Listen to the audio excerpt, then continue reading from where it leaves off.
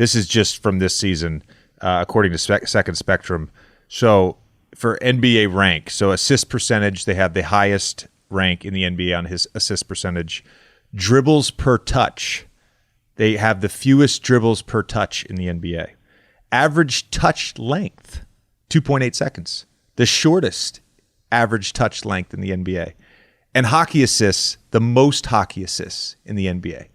So to your point about that quarter of a second, half of a second relaxing against them, you can't do it.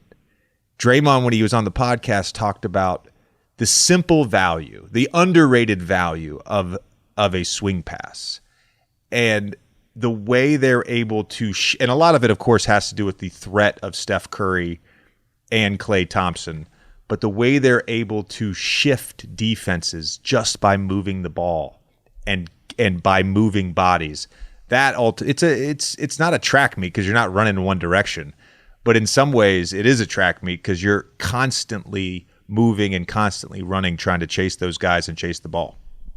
Yeah, and I think to piggyback off that, the biggest thing is like 5 guys has to be on the same string defensively against them. Like if one guy is not locked in, they're going to violate. Like every single person has to know everything about if Steph come off a dribble handoff going left or this coming this way or this, like everybody has to know. And if you don't, they're going to pick you apart. And they got, like you said, you got like the threat of Steph and Klay is just nuts. And, Wiggins hooping and everything. It's just like everybody has to be together. If not, they're going to find open man every single time, or you leave them open, they're going to make the shot. Like you leave them open. Don't just some guys leave open. Whatever. Every time one of them dudes leave it open, you're just like, fuck.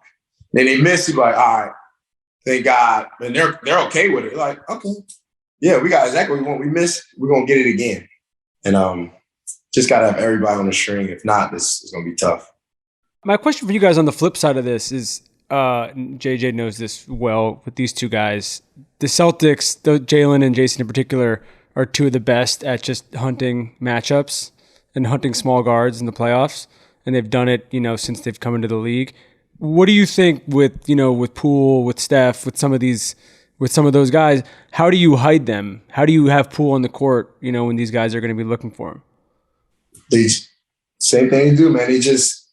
They're scout. I don't, I'm not in there and they know, but they're scout. They probably got it to the science, and it's all team basketball. They get to switch. I think against the Dallas series, like Steph was hedging, and then like he'll switch, but they're always they all know what they're doing.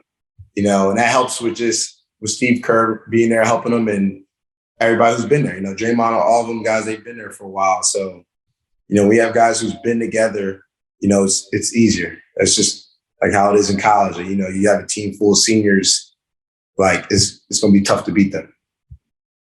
Steph, for the most part, so far in these playoffs, when they've targeted him with star players, he has shown on the pick and roll. And in Dallas series, towards the end of the series, he did switch a little more frequently. But his defense, honestly, is underrated. Like he's been a solid defender for a number of years, and I would actually classify him as a good defender. I don't think he's necessarily a weak point. Now, in certain matchups, of course, against Tatum, if he's got Tatum on a wing isolated, yeah, maybe that's a problem, which is why Draymond Green is going to 2-9 it over and over again. They might send help. Like again, Steph has had so many deep playoff runs with this team. They have all the schemes to make it possible. I think Poole's the guy where he's so valuable to them offensively. At times, it's going to be a little bit of an exercise in how much are you willing to give up on the defensive end because of how good he is offensively.